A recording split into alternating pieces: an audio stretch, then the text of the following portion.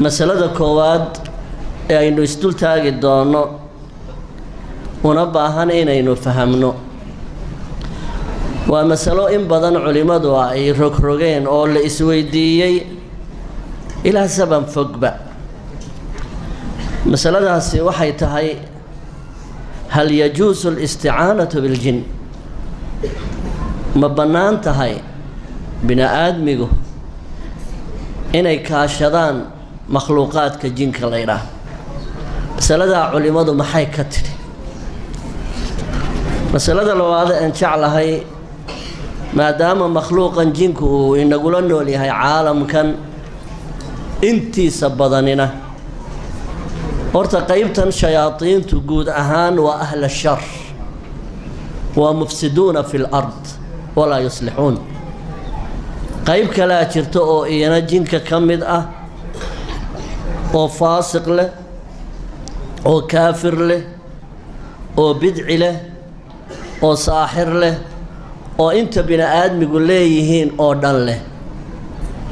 kuwaasina waxay ku salidan yihiin makhluuqaadka bina aadmiga waxaynu markaa in yar isdul taagi doonaa makhluuqan aynu ka hadlayno ee shayaatiinta la yiraahdo siday u tarmaan dhadig iyo labood ma leeyihiin bina aadmiga sama isguursadaan makhluuqa bina aadmiga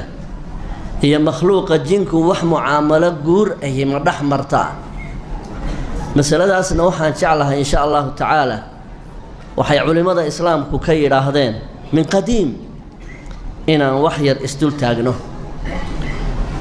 haddii waqti noo soo hadhana masalada waynu sii wadaynaa wixii mawduuca inaga khuseeya waxay yidhaahdeen culimada islaamku markay ka hadlayeen ma la gargaarsan karaa jinka ma la gargaarsan karaa markay ka hadlayeen akharu culamaa al-islaam waxay ku tageen laa tajuusu isticaanatuhum makhluuqa jinka la yidhaahdo ama shayaadiintaba dhaho sinaba uma bannaana bay yidhaahdeen marka isticaanaday kala saarayaan qaabka loo adeegsanayo jinka ayaa la kala saarayaa hadduu yahay isticmaalka iyo adeegsiga jinka la adeegsanayaa uu qofka bini aadmiga uu gayaysiinayo shirki iyo diin la'aan iyada masaladaas wax khilaafi kama jooga inay xaraam tahay shayaatiinta ama jinka midka doonto dhaho adeegsiga la isticmaalayo ama la gargaarsanaya hadduu gaalnimo uu gelayo waa xaraam weeye mithla dadka loo tago ee makhluuqaadka bini aadmiga ah ku yiraahda furdaamadaadu waxa weeyaan ceesaan nooca iyo noocaas inaad gowracdo ama digaagad sidaa iyo sidaas inaad gowracdo ma uhilla li ghayri illaahi waxa weeyaan waa xaraam adeegsiga noocaas culimada islaamku waxay isku waafaqeen inaan la adeegsan karin jinka badankooduna qaabkaasay isticmaalaan oo shaytaanku wuxuu doonayaa in bini aadmiga horta albaabka ugu horeeya naxariistarrada ah inuu geliyo oo ah shirkigu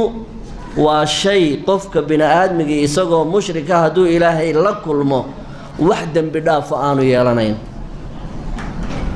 wixii kale ee dunuuba waaba la celceshan karaa laakiin baabka shirkiga isagu dembi dhaaf ma leh ruuxii shirki ku dhintaana waa khaalidun fi nnaar iyadoo albaabkaa la oodayo culimada islaamku waxay yidhaahdeen jinka la adeegsanayaa hadduu qofka bini aadmiga afarayo wax shirki ku tacalluqa xadiid saxiixa waa idinka wada xasuusta ninbaa diqsi la gowracay naarta ku galay diqsi uu gowracay ayuu naarta ku galay niman gaala abaa qabsaday laba nin bay ahaayeenoo macni muslimiintii hore ummadihii hore ummadaha horena sida inaga la inooga saamaxay wixii la inagu ikraahay lagama saamaxin wamastukriha calayhim ummadda nebi moxamed baa wixii lagu qasbo أي سميان أندم باللغة قبصنين وأنا خصوصيات كأمة محمد عليه الصلاة والسلام إن وحي قفك الله قدر قيو دينتي سكسور جيدا لغا سامحي الخطأ والنسيان وما استكره عليهم ومضيه هوري وحي الله يسكدر قيو هدو سمايو لغا ما سامحي جرين لبا نمبا الله سوقبتي نمان مشركين وهو أصنام عابده يبا سوقبتي waxay yiraahdeen aanu idin sii deynay ilaahayaga u gowraca neefkan way diideen aakhirkii waxay wadaan baa xadiid saxiix waxay yiraahdeen duqsiga u gowrac li ajli ilaahina mid waa diiday waa la dilay kii kalena uu yeelay sidii buu naarta ku galay haddii markaa shaytaanka la adeegsanaya uu qofka muslimka ah uu u tilmaamayo in wax la gowraco oo makhluuqaadka jinka ah lagu sabaaro oo lagu laaloosho arrintaasi shirki bay gelaysaa waana xaraam jamiic culamaa al-islaam masalada way maanaceen haddii masaladu ay tahay masale xaraam ah oo aan shirki xidhiidh la lahayn in loo adeegsado shayaadiinta miyay bannaan tahay maalan nin baa shayaadiin adeegsanaya wuxuu deedna ku soo xadayaa qasnadaha dadka iyo meheradaha dadku ku soo xadayaa waa shay xaraam ah inaad u adeegsato tuugta yacni shayaadiinta inay tuug kuu noqdaan ilaahayna ma ogola masaladaana dhammaan culimada islaamku way isku raacsan yihiin inaanay bannaanayn in la adeegsado watacaawanuu cala albiri waataqwa walaa tacaawanuu cala alithmi waalcudwaan masalaad soo hadhay marka masaladaasoo culimmadu ay ku kala jabeen jinka ma loo adeegsan karaa masalo ibaaxi ah masalo bannaan oo shareecadu aanay xaaraam yeelin in jinka loo adeegsado ma bannaan tahay ayaa la isweydiiyey jumhuuru ahli lislaam ahla alcilmi waxay isku waafaqeen shay mubaaxa in loo adeegsado shaydaan ama jin ma bannaana daliilkoodana way keenayaan qowlkaas taxriimka ah waxaa ka mid a culimmada istaagtay waa xaaraam shay mubaaxa maalan shay mubaaxa maxaa ka mid a waxbaa kaa lumay dabadeedna qof oo ruux jin adeegsadaad u tagtay waxaad igu tidhi dahabkii caynka ayaa caynka ahaa baan la ahaye bal ii weydii junuudaada halkay taallo ama hebel baa iga xanuunsanaya ama ruuxaasaa iga xanuunsanayee nooca xanuunkiisu yahay ii weydii maxaanku dhahdaa junuudaada waa shay qofka muslimkii in qof muslima weydiiyo dhaa baadidaydii miyaad aragtay laakiin jinka ma la weydiin karaa baadidaas jamhuuru ahli alcilmi waxay dhahdeen maya waayo hadhow waxay kula gelaysaa meel aanad ka soo noqon karaynin waxaa ka mid a culimmadaas imaam maalik binu anas baa ka mid a axmed binu xambal baa ka mid a oo waxaa ka mid a imaam culimmada casriga albaani baa ka mid a oo shacraawi baa ka mid a oo lajnat alfataawa addaa'ima ayaa ka mid ah iyo wakayrihim iyo culimo kaloo badan waxay isku waafaqeen albaabka ayaan la ysku furin jinka noocay tahayba yaan la adeegsanin sababta oo ah adeegsiga noocaas oo jinka la adeegsadaa waxay soo gelaysaa qowlkii ilaahay tabaaraka wa tacaala uu qur'aankiisa ku yidhi markuu ilaahay qur'aankiisa ku yidhi ويوم يحشرهم جميعا يا معشر الجن قد استكثرتم من الإنس وقال أولياؤهم من الإنس ربنا استمتع بعضنا ببعض ونوع يعني كالفائديس استمتاع عاسي سوق اللي سابين عادين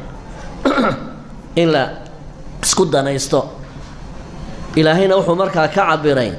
أولياء يحقال هنا يكدكتين شياطين مركا سا إلهي تبارك وتعالى wuxuu uga warramay go'aankii markaa ku dhacay qowmka markay yidhaahdeen rabbana istamtaca bacduna bibacdin وبلغنا أجلنا الذي أجلت لنا قال النار مثواكم خالدين فيها قال النار مثواكم خالدين فيها إلا ما شاء الله إن ربك حكيم عليم waxay yidhaahdeen mar haddii la kala faa'iidaystay ولو مسألة لقوك لفائدة استئباحبها النقطة واتخاذ الجن وليا وأديكو شياد جنكي كدك تي صاحب يولي الرمها أولا النقطة مسألة كلنا وي إركدين علماء سوحي لهدين جنكو كودونا بها النقطة مسلم هالنقطة كافر هالنقطة منافق هالنقطة بدعي هالنقطة مشرك هالنقطة شديد بها دي بنا آدمي أي جنك وحويديان كبر بوك قادا جنكو وكو كبرا أرنتاس قوق بي يعني أكر بساء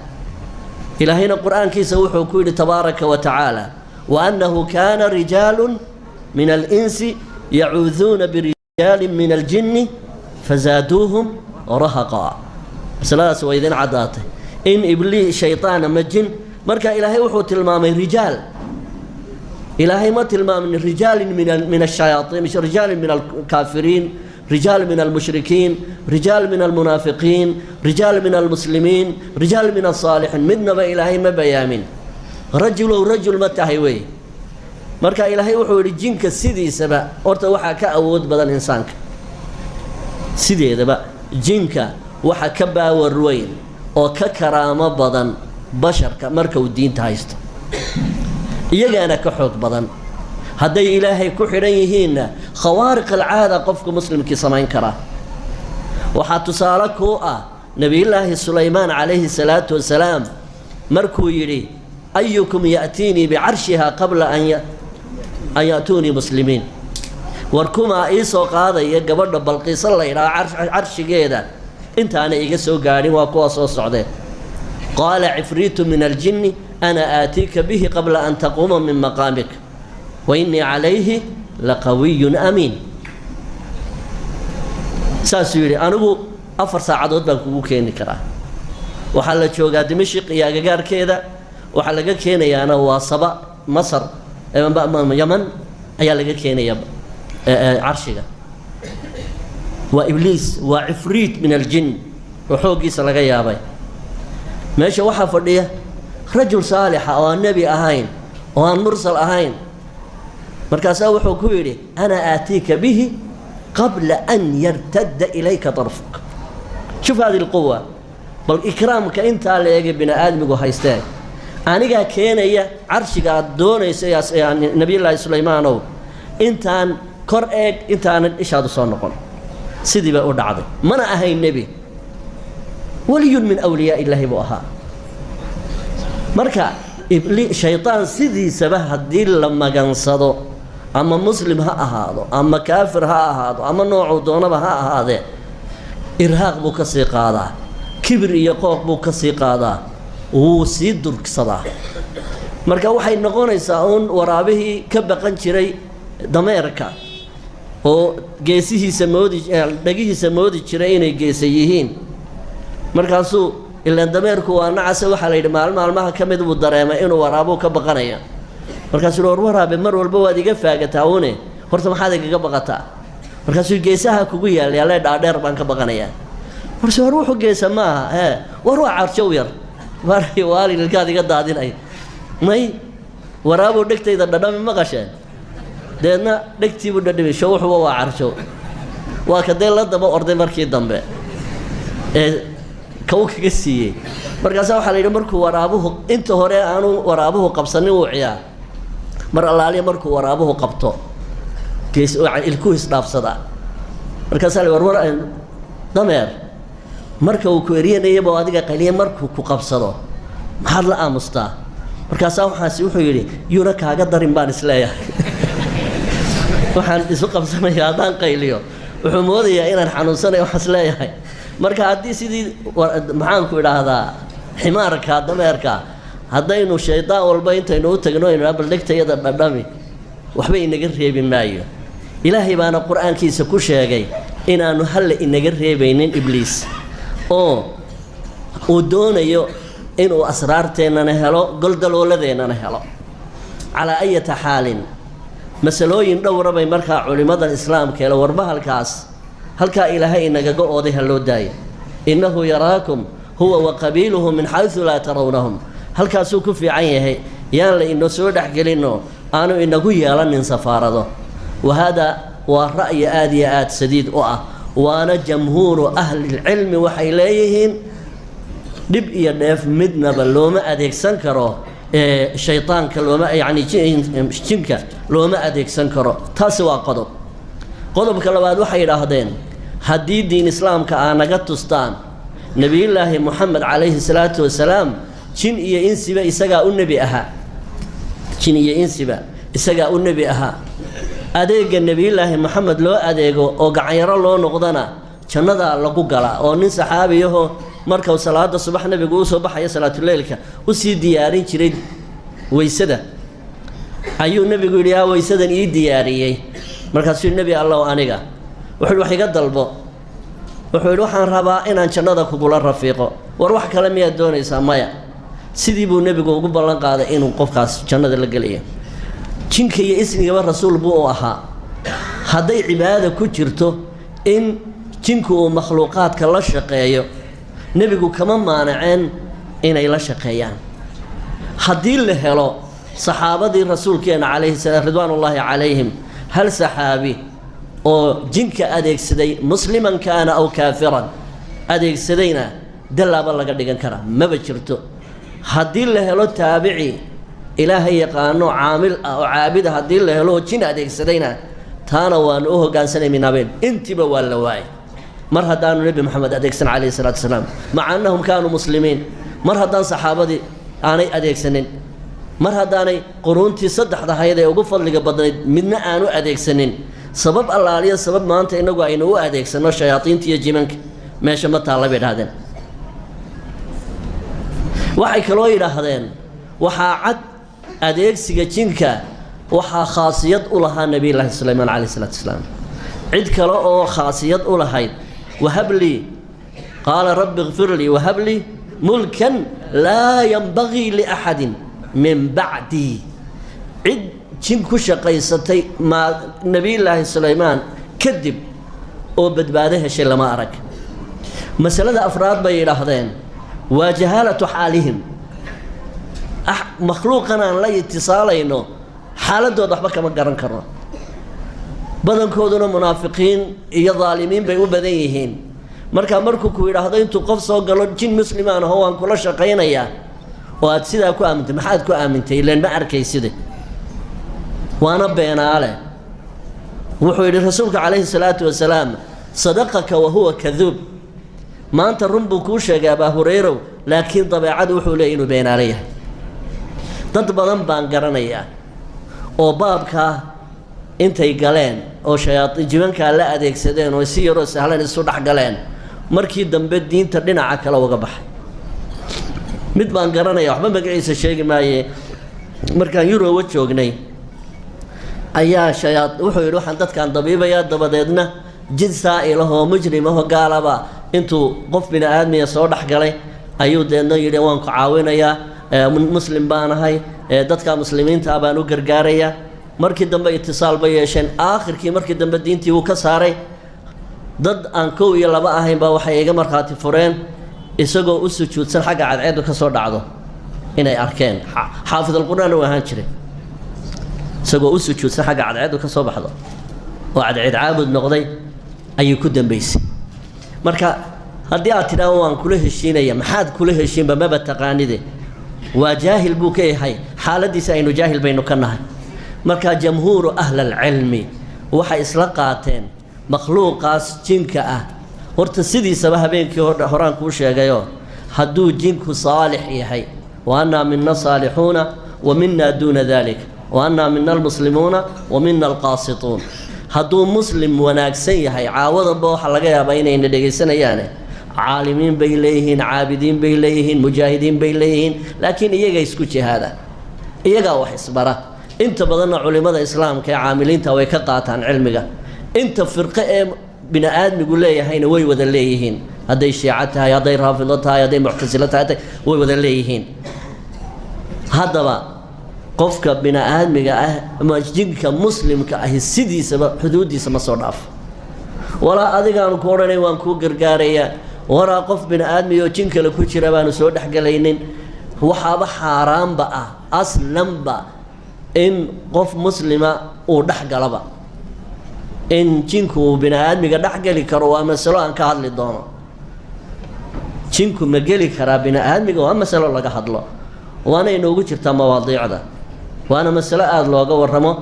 علماء المحام كرا فرق إسلامي قنا معتزلة مويانا إنت كلودني ويذكر عسين إنه جنكو يحقلي كرا مركا إنه قف بنا آدمي جنكو قالوا ولو هبو قرقاري مبنانا وحاولي كسي حق جرا إنه قبل أجنبي يقلوا سيدا بدنا دمركي قلان شريعة بناينا يسا إنه روح أجنبي يقلوا وإذا باكو جرا إن مخلوق يعني مسلم الله دبانا وحرامي مركا هذا اللي يقول مشروع أديكسي الشياطين أمجي منك وح الله عليه وح إنك قحدا إيه وح منفعه أو كإيمان يسا مجرته هذا نقفك بين آدمي دونين استمتع بعضنا ببعض ودبد النوء أهل النار صداق نقنطان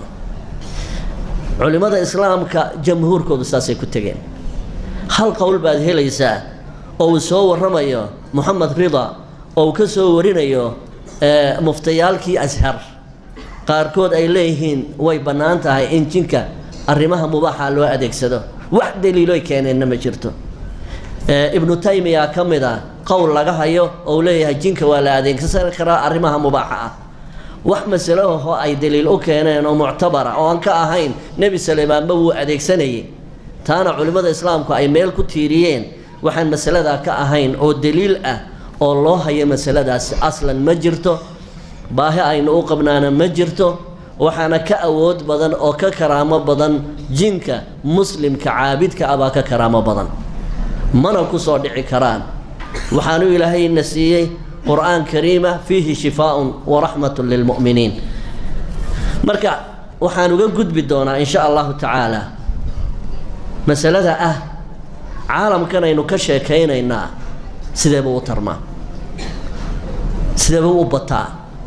سيدابو إسوغور سدا ندقي لابد مليه وحانكو هرين يا إنو ترمو iyo inuu dhadigiyo labood leeyahay inaan adilo fi sunnati wal kitab aan qadar yar aan ka tilmaamo ilaahay quraankiisa wuxuu inoogu waramay inuu shaytaanku leeyahay dhurriya caruurina waxay ku timaadaa waa taran ilaahay baa quraankiisa ku yiri subhanahu wa ta'ala afatattakhidunahu wa dhurriyyatahu awliya'a min duni wa hum lakum aduwwun بئس للظالمين بدلا آيات وحي نوت المانتي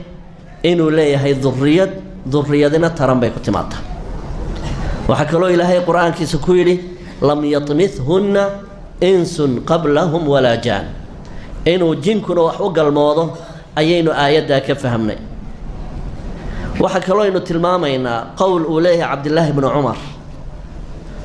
بن عمرو بن عاص بن وشيدا وقول ابن عباس عبد الله بن عمرو بن عاص موقوف قاء وحيرين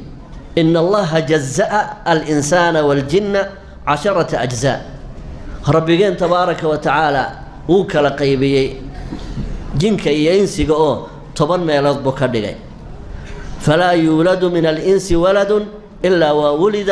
من الجن 9 وقول سند كيسنا حوق بدنين لو تيرينيو صحابي جليلك عبد الله بن عمرو وحوري إنغا إيا مخلوقة جنكو تبن جبار بين اسكناهاي مركا هل الموت لو دار إنسانك تبن بال لو دلا تابعي لو نجري شعبي أما شعبي أيا سؤال وحوري سألني رجل نبا إيه مدوحي ويديي هل للإبليس زوجة مخلوق إبليس كالله يراهضو سوجد ميوليهاي فقلت ذاك عرس لم أشهده وحنكو إلى أنو عروسك كمان قيب قال ماشي هالك الله يسكو أروستي قوب شوقة كما هاين مركي ويجت جبا وحن حسوست مركي ويديك بعدي أيا وحن حسوستي قول الله تبارك وتعالى قولك إلهي أرني أفتتخذونه وذريته أولياء آيات سايب صور عضي وإمام وين وتابعية مركان آيات فهمي با وحن كل ها هو يسكور سدا وحكم إذا أدلة إنه رجي دمر ليه هاي آيات القرآن كإلهي لي وأنه كان الرجال من الإنس يعوذون برجال من الجن ما شارك إنو تشوغو أي إنو كفهمني إنو ددقي يلا بودلي هاي وحي إنو كفهمينا دعادي صحيحة هيدا النبي يقول إنو أغور رمي مركين السولية دا قال إنو اللهم إني أعوذ بك من الخبث والخبائث وعلماء آية المامسة سيد مثلا ابن حجر العسقلاني وكله خبث وجمع خبيث خبائثنا وجمع خبيثة ولوغا جيدو ذكر الشيطان وأنثى الشيطان ساس وحا ورانيا ابن حجر العسقلاني أي مسلم كشرحي سكو قرية وحا كلو كمدا حديث صحيح أو نبي نكور رمى عليه الصلاة والسلام أو كشبهيو لبدا الروح بن آدم إسقبه ودبدنا ننكو أما هوينتو ay marka dadka kale ay la kulmaan ay ka sheekeeyaan xaaladii firaashkooda ninba haweentiisii waxay maxaan ku kulmeen banaanka kaga waramaya ama haweenba banaanka kaga waramaysa waxa iyada iyo sawjkeedii ay ku kulmeen wuxuu nabigu calayhi salaatu wasalaam fa inna ma dhalika mithlu shaytaan laqiya shaytaanatan fi tariiqin faghashiyaha wan naas yanzur labadaas ninkaas wuxuu ka dhigan yahay shaytaanad roorsaday oo meel bannaan oo khalqigo dhani ay taagan yihiin ku kufsaday ayuu ka dhigan yahay haddaba waynu garanay inuu makhluuqan jinka ama shaytaankaba dhaho ay leeyihiin inay tarmaan waynu garanay haddaba waxaynu isweydiinaynaa su-aal ah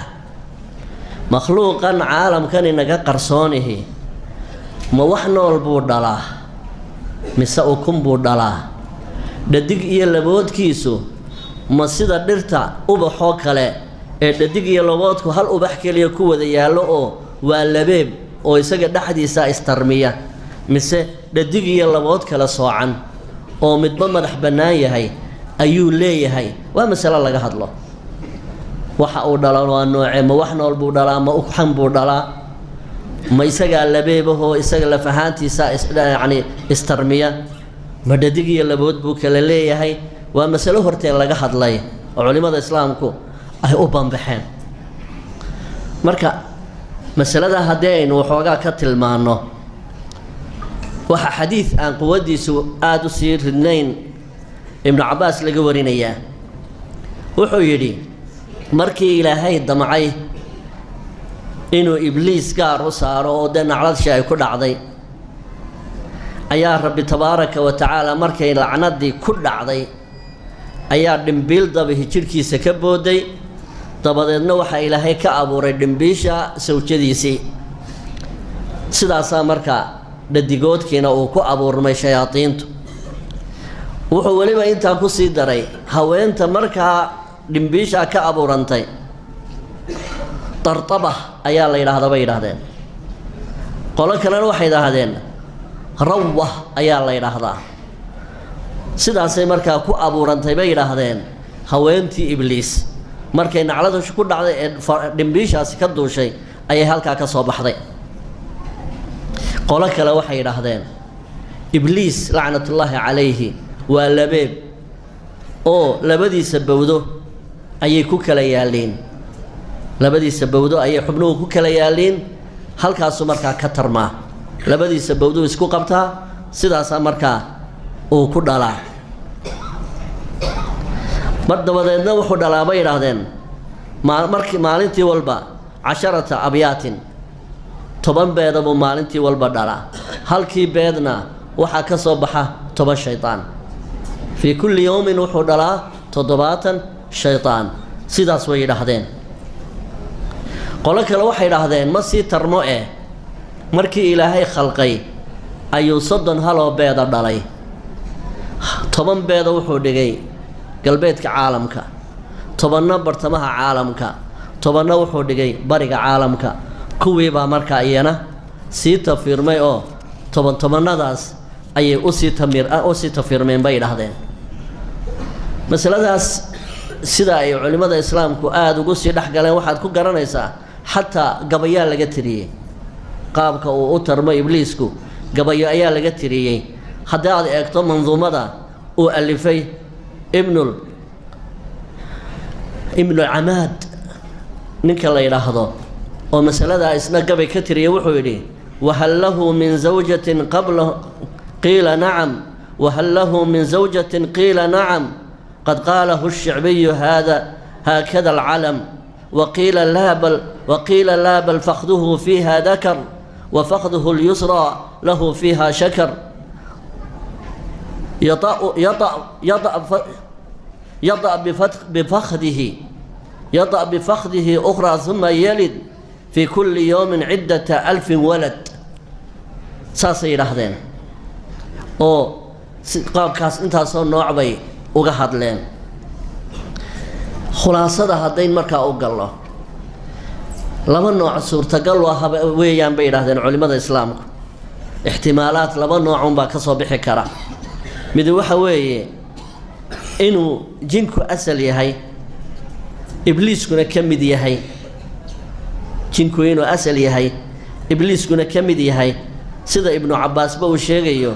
الجن ولد الجان وليس من إبليس والشيطان ولد إبليس والشيطان ولد إبليس أو أن شيطانك وولد إبليس ابن عباس وحورنا يا جنكو شيطانك وقيب جنك كمدعه جنكنا الشيطان معهن إبليس معهن إبليس وحو آباء يهي وحي شيطان مركا على أي حال وحاصو هذا له ما يسقى اللبيبة ما يسقى هدير الناقي ننبو ليهي وحاصو دوح الدلاء هو عسكن كرو ومن السنة والكتاب مدن هورت الله ما هي وحان سيدين كسو بندقى هدي أدباب كان رح قشان إن إذنانو قادنين وحيالها علماء أي كهل يسو هدان دليل كتاب كألية سنة الرسول كأن الله هينين اعتماد من نقضان marka inuu isagu labeeb yahay iyo inuu dambiil ka dushay naagu noqotay iyo wixii la mid ah arintaas wax adilla ah oo loo hayo tamaaman ma jirto qaabka uu u tarmaa waa nooc ma ayaa hal adilla loo haya oo saxiixa ma uu xam buu dhalaa mise wax nool buu dhalaa hal xadiis oo saxiixa baa jira oo cadeynaya makhluuqaadka jinka la yiraahdo inuu u kun dhalo inuu kun dhalo xadiis saxiix ah oo cadeynaya baa jira inuu kun dhalo un baa la sheegay oo sunnada nabiga lagu sheegay laakiin qaabka uu u tarmo iyo dhadig iyo laboodkiisu qaabka yihiin ma isaga isku yaala miyay kala soocan yihiin wax adilo oo cadeynayso min alkitaabi wa sunna ma jiraan wax allaaliya wax cibaado inaga xidhanina ma jirto wax dagaalka aynu la galayno maxawka inaga yani faa'iido inooga keenayana ma jirto balse wuxuu nabigu tacalayhi salaatu wasalaam qaabka uu wax u dhaliyo noocu dhalo uu u tilmaamay waxa weeye isagoo inooga digaya sharkiisa wuxuu nabigu tacalayhi salaatu wasalaam xadiis saxiixaynka ku yaala la takun awwala man yadkhulu as-suuqa wala aakhira man yakhrujuhu minha wala yakhruju ولا أخرج من يخرج ولا آخر من يخرج منها سوقة ما لها سوق لقى أديسدو هذا كري كرتو أرورتي نك أوجه الرئي الباب كفرها نقول شقدي سوق لها نك أقدم بيه الباب هذا سوق حرنا هنقولن فيها بعض الشيطان وفرخ فيها سوق أركتين وماشى وكون يعني وكنت كل له أو كنت كد العسد أبو النبي يقول فيها بعض الشيطان وفرخة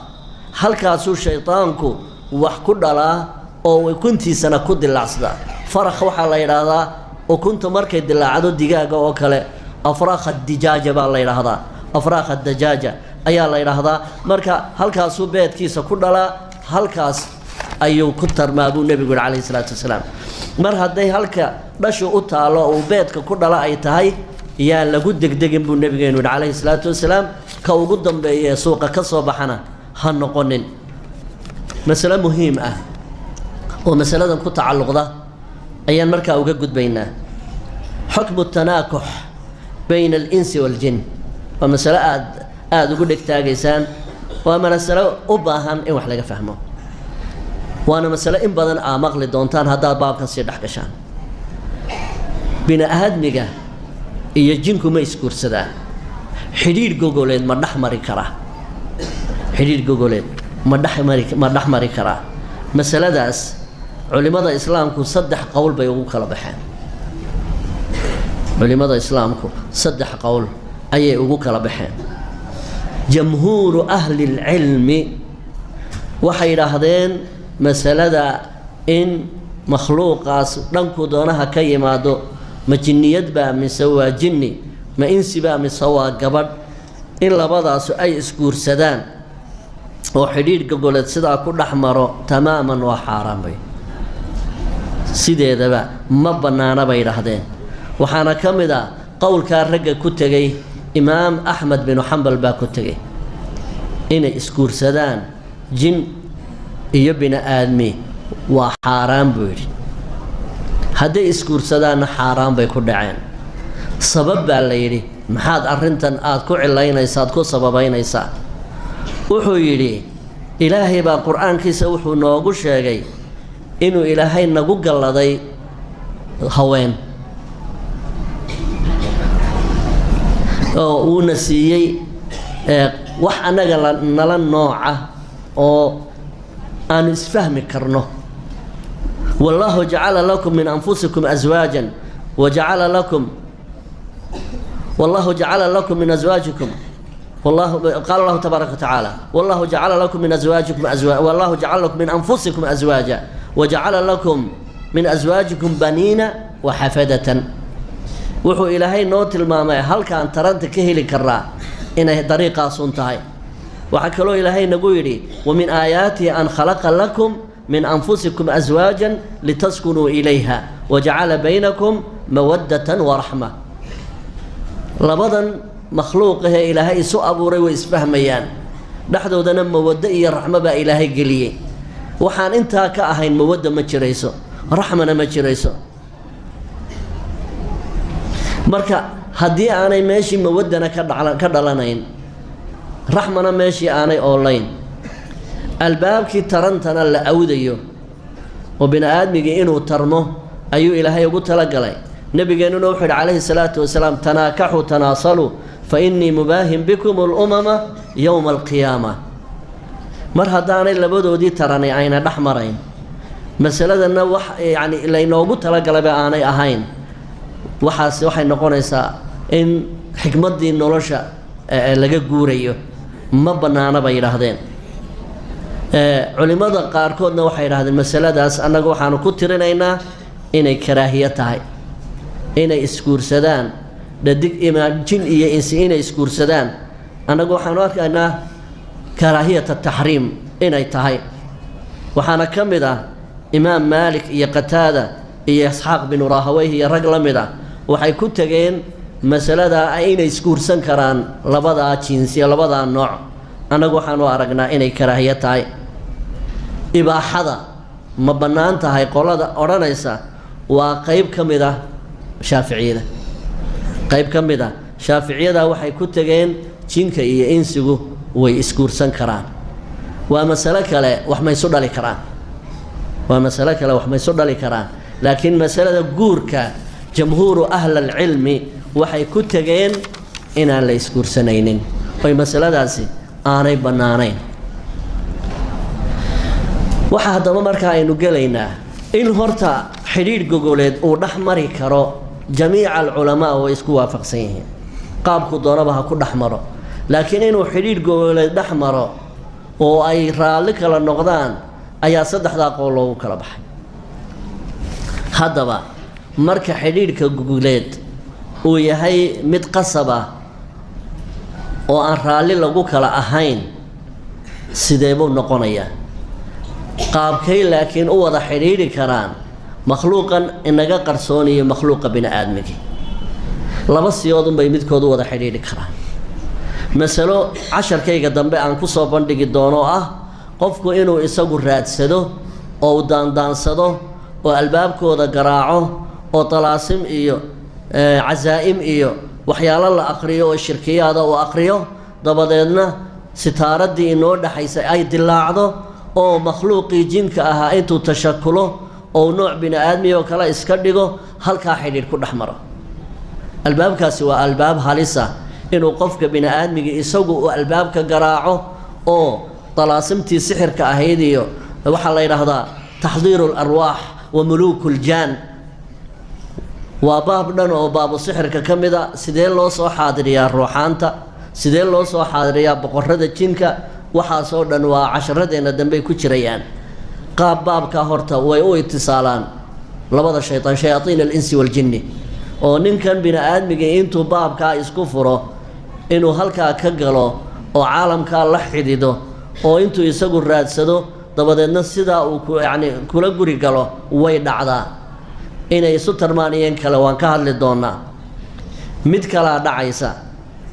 in ay soo xadgudbaan caalam aljinku oo ay ku soo xadgudbaan caalam alinsiga oo dumarka jinku ay ragga ku soo xadgudbaan ama ragga jinku ay dumarka ku soo xadgudbaan qaabka ay ugu soo xadgudayaano waa saddex nooc miduun waxaa dhici karta in qofka bini aadmiga ah ee muslimka ah ama qofka bini aadmiga ah inuu waxyeello u geystay jin maalan sidee buu ugu geysan karaa wuxuu ugu geysan karaa waxaa dhici karta inuu qofkaasi biyo bayl ah meelaan cagtu marin isagoon bisinka qabsan uu ku daadiyo ama dhagax weyn intuu qaado meel uu ku tuuro isagoon bisinka qabsan ama ruuxaasi geed ay hoos fadhiyeen isagoon bisinka qabsan oo alaabtiisii iyo saanadiisii dhigto ama geed ay hoos harsanayeen intuu garaaco uu gooyo si ay markaa u kulmaanba in wajacalnaa bacdukum libacdin fitna inay qoonsi dhexdooda maro oo bini aadmigu uu waxyeello u geysto ama caruurta jinka oo aanu arkayn ama waxaa laga yaabaa qofkii intuu galo meel kharaabada isagoon bisinka qabsan ayana ay kala daadsan yihiin oo iyagoon ka tabaabushaysan uu waxyeello u geysto ama meelaha gudaafadaha ay degan yihiin ama ilmaha yar oo kale maalan wakhtiga cadceeddu ay dhacdo rasuulkeennu calayhi salaatu wasalaam wuxuu yidhi markay cadceeddu dhacdo carruurta xaraysta waa xadiis saxiixa wakhtigaasay soo faafaan shayaadiintu ilaa intay waxoogaa ay guduudanayso carruurta xareeya in markaa qaabkaa horta la isugu dhaco way dhici kartaa oo qofka bini aadmigii waxyeello uu geystay aarsigeeda ay ku timaado dabadeedna jinkii qofka bini aadmiga ka aarsanayay marka dambe inuu isku badayo inuu la mucaamaloodo qofkan oon raalli ka ahayn waxaa suurtagal ah inuu jinku uu arko cawrada bini aadmiga dabadeedna uu caashaqo oo ruuxu markuu suuliga galaya isagoo aan adkaartii akhrisanin ama aan bisinka qabsanin inuu suuliga galo dabadeedna isagoo maydhanaya caalamkii meesha joogay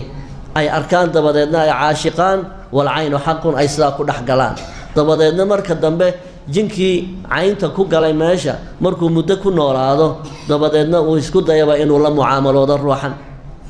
waxaa kaloo iman kartaa in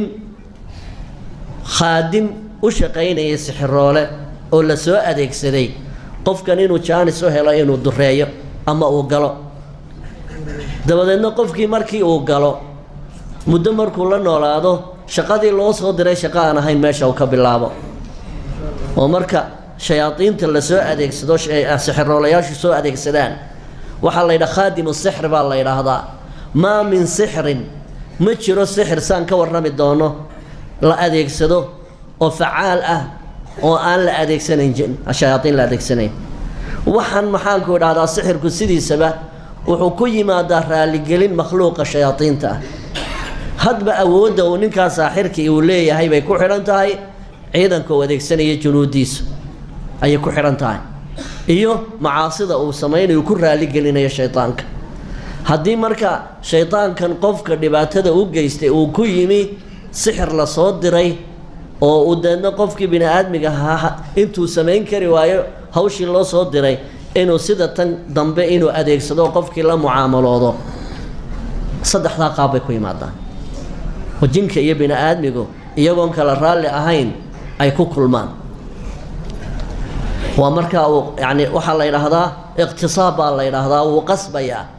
qofkii aan raalli ku ahayn ayuu doonayaa inuu afduubo. haddaba qaabka uu qofkan bini'aadmiga ah ula mucaamaloonaya iyana saddex nooca.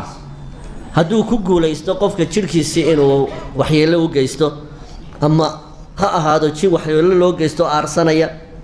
ama mid ileeyey oo meesha jooga ha noqdo, ama mid sixiroola soo dirayba ha noqdo, waxay noqonaysaa markaa saddex nooc mid ahaanubuu qofkan ula mucaamaloodaa. mid waxaa dhacda qofku markuu seexdo inuu manaamka ugu yimaado. xaqiiqatan khalqiga oo dhani way manaamaan oo way riyoodaan, laakiin tan aan ka sheekaynaynaa waa wax xuduuddii dhaafsan. waxaa dhici karta habeen kasta inuu jinkii u yimaado ruuxa markuu seexdo, oo dabadeedna uu la mucaamaloodo, oo jinkii isagu uu isidhaahdo ka faa'iidayso, qofkii markaa uu sidaa biyihii kaga yimaadaan. waxaa suurtagala ruuxii 3 jeer 4 jeer habeen keliya gudaheed inuu biyo baxo, hadday rag tahay hadday dumar tahay. waxaa suurtagala fii kulli leyla inay mashkiladaasi haysato. hadduu marba indhaha isku qabtoba inay mashkiladaasi ku timaado filmanaam way dhacdaa. caadiyan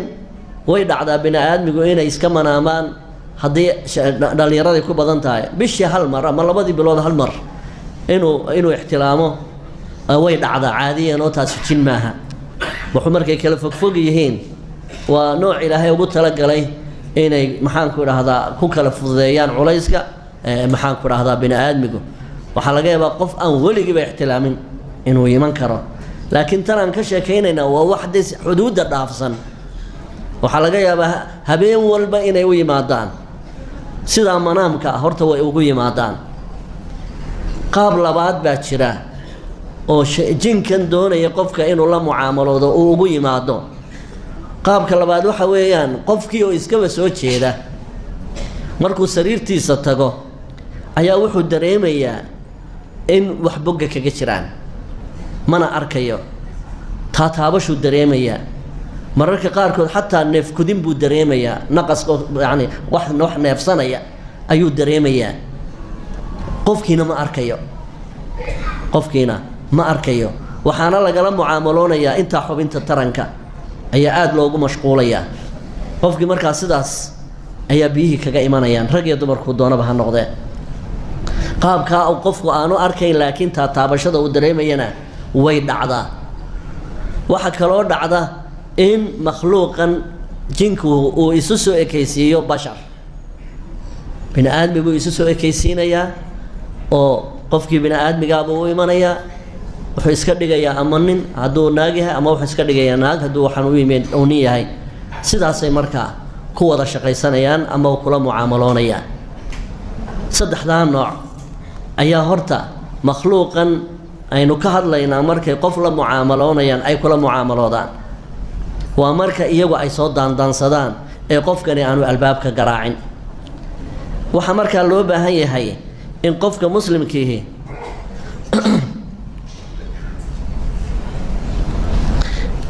uu cilmi u yeesho masalada. in yar markaa waxaan dul taagi doonaa qofkan haddii qof jinihi ku tacalluqo oo uu la mucaamaloonayo, calaamadaha ugu badan oo isku arkaya maxaa ka mid ah. calaamadaha ugu badan ee uu isku arkaya maxaa ka mid ah ayaynu waxoogaa isdul taagaynaa. dhowr jeer markaan baabkan ka hadlayay, markaan calaamadaha tiriyo dad badan baa iyagu isku dabaqaya. wallaahi calaamadda anna waan arkaa, taana waan arkaa, taana waan arkaa. marka waxaan idinka codsanayaa baaraka allahu fiikum, ma rabo inaan idin shaki geliyo, mana rabo inaan cudur idinku daawado, laakiin waxaan jeclahay inaydinaan isku dabaqin. sideedabana bini'aadmiga sidii qaar baa mar cudur kastoo laga sheekeeyo isku dabaqoyn, wallaahi calaamadda anna waan leeyahay, wallaahi calaamadda anna waan leeyahay. marka calaamad kastoo la sheego inuu jin yahay ha u qaadanin, mar buu maadi noqon karaa. waxaa ugu horeeya haddii rabbiga xukunkiisa calaamadaha lagu garto inuu qofkan macni in jin caashiqihi uu ku jiro, tii aan kuu bilaabay oo kasratu lixtilaam. qofku si khayr caadi oo dee miisaanka ka baxsan buu mar walba ixtilaamaya. mar walba isagoo biyihii dhex fadhiyon buu arkayaa wax ka keenana ma garanayo intaa uu hurdaa laga faa'iidaystay marka ayda laakiin khayr caadi ah oo tiradu ay badan tahay qodobka labaad hadduu isku arko xubintiisa taranka in dhaqdhaqaaq laga samaynayo taxasus hadduu dareemo xubnihiisa taranka oo lagu cayaarayo oo mararka qaarkood sidaaba ay kaga imanayso wixiina uu dareemayo wuu fahmayaa markaa caamil khaariji inuu jiro waxaa kaloo dhacda in qofka bini aadmiga damaciisa iyo dareenkiisa qalbiga aad looga shaqaysiiyo si uu ugu dhaco zina iyo wax la mid ah oo dee xad dhaaf ah dareenkii dadnimo wax ka sii weyn oo qofka bini aadmiga inuu miirdoorsoomaba uu ku dhowaanayo dareenkiisaa la kicinayaa oo xubintii taranka laguma talaacubayo laakiin qalbigii ayaa la kicinayaa kicin khayr caadiya buu dareemayaa oo qofka bini aadmiga xuduudiisii ka baxsan wuxuu dareemayaa qofku mucaashara kaamila inuu wax u galmooday buu dareemayaa markuu soo toosanayo isagoo wada burburay oo aan meel iska qaado lahayn oo jirkiisoo dhani daalan yahay ayuu dareemayaa waxaa kaloo ka mid ah qofkii dhallinyarada ahaa oo asbaabtii guurka oo dhani ay muhaya u tahay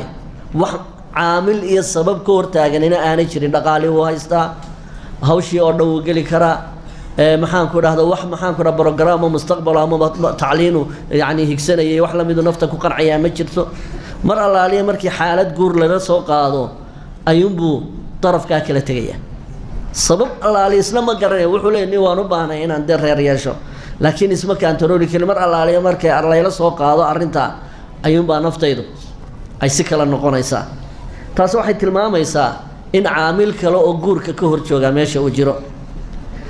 talixaad qofku wuxuu dareemayaa shaki ah warniyow haddii aad guursatid waxba ka guri mayside meesha ha ku ceeboobin mis odhanaya waa shaki ku jira xubintiisi wax ceeba male awooddiisi wax dhibaataa male laakiin mar allaaliya markuu dhinaca guuru jeesto ayuunbaa tashwiish ku furmayaa uu leeyahay waxba kama tarayside macee baad soo jiidanaysaa waxaa kaloo jira inta badan qofku marka kelidii yahay si aanu isagu aanu iskantarooli karayn unbuu gacantiisa xubinta taranka kula cararaya kaga shaqaysiinaya xubintaa taranku bay gacantiisu mar walba ku maqan tahay mana kantarooli karo taas macnaheeduna waxay tilmaantaa inuu jiro caamil waxaan ku qasbaya oo xubintiisa taranka inuu ku lacaabo doonaya waxaa kaloo jira haweenka oo kale marka la yidhaahdo aabbo aan ku bixino ama iyadaba waxaan ku loo soo bandhigo maya unbay leedahay maba ogolaba guur sidiisaba ama waxay leedahay dhammaan wixii rag oo dhan ama aabbahay ha noqoto ama hooyada ama walaalkay wixii rag oo dhan way ii uraan uma qaadi karo urtooda qarmuun bay ii uraan waa tafriiq weeyaanoo iyaduna marka ma guursan karto waxaa kaloo ka mid ah qofka muslimka ama qofka hurdaa inta badan wuxuu ku riyoonayaa riyooyin iyo axlaam fasac ah oo aad iyo aad u argagax badan oo aanu ku nasanaynin hurdada masalada noocaas oo kale ama hurdada dee qarowga leh asbaab badan oo kalena way keeni karaan sida macaanka oo kale keeni kara dhiigkarka oo kale keeni kara guriga aad ku joogto oo oxygen-ta ku yartaa keeni karta marka waysa soo gelayaan xanuunkii maadiga ayaa kan xagga maxaan ku dhahaa hurdada oo aad ugu qarwayso waxaa kaloo ka mid ah xayawaanaad mufras ah oo ku ugaadhsanaya ayaa had iyo jeer weerar kugu haya ama bisad madow baa mar walba kusoo weeraraysa ama libaax baa kusoo weeraraya ama awr qooqan baa ku eryanaya xayawaanaad had iyo jeer inay waxuun ku yeelaan waxaa kaloo ka mid a qofka oo ku riyooda bini aadmi abuurtoodu ay si kala tahay ama wax dhaadheer oo hayr caadiya ama makhluuq gaagaaban oo dee xuduuddii maxaan ku dhaha bini aadminada ka baxsan baa mar walba kuu soo dagaal tegaya oo hawsha maxaan ku dhaha dhibaato kugu haya calaamadahaas iyo qaar kale oo badan waxay u calaamad yihiin qofkani inuu haysto ama ay la soo xidhiidheen makhluuq haddii alla yidhaahdo cadow ah oo doonaya inuu noloshiisa xagga taranta uu dhaawaco waxay taasi markaa u baahan tahay عدي أقون أوله ما أنزل الله داء إلا وأنزل معه الدواء عذر إلهي ما سود جيو هدو سود جيو وحو إلهي صور راعيا دودي صور راعيا مركا inaad meel baas iyo shirki iyo gaalnimo iyo neef la gowraciyo dhiig lagu marmariyo wax la mid ah inaad magansato maahan waxaad fahamtay ibliis inuu cadowgeena yahay sida aynu ku bilownay aayadahan quraanka ee casharkeena maanta ugu horeeyay sidoo ilaahay tabaaraka wa tacaala inooga waramay inuu ibliis cadow yahay يا بني آدم لا يفتننكم الشيطان كما أخرج أبويكم من الجنة إبليس وحو الربا siduu aabaheen iyo hooyadeen u qaawiyay ayuu rabaa inagana inuu xayada iyo xishoodka inooga qaawiyo casharkii kan ka horeeyay cadaawada ibliis waxaan idinka tusay isaga oo kaadidiisii inooga dhigaya iidaam saabirkii dhaweyd kama waramin ninkii shaydaanku ku shaqaysanayay ee kolayada qaadka ku kaajayay ee kaadidiisa lala hoos boodayay waa caalam islaam bay ka dhacday inuu nin kaajaya wax la moodo kaadidiisii oo kolayga la hoos dhigto ibliiska kaadidiisa iidaanka inooga dhigay haddii aynu weheshano ama aynu rafiiq ka dhigano ma u malaynaysaan hadh inoo jiidi maayo marka insha allahu tacaala casharkeena caawo halkaasuu inoogu joogayaa weli waxaan ku jiraa arartii baan ku jiraa weli maan gelin sixirka iyo hawlihiisa iyo isha iyo hawlaheeda iyo nidaamadaas oo dhan weli maan gelin weli waxaan ka warramayaa uun cadowga iyo sirtiisa iyo goldaloolada halku inooga soo dhacayo iyo sida uu maxaan ku dhahdaa cadaawadiisa inoola dhaqmayo iyo inuu kaadidiisa ina waraabinayo inuu maryaha inaga tuurayo sidii aadam iyo xaawa ayaynu intaa ka warramaynaa si aad dagaalka aynu geli doono culayskiisa aad u haysataan qaabka loo dagaalamay inaad fahamtaan maanta casharkeena halkaa inoogu joogo asalaamu calaykum waraxmatullahi wabarakaatu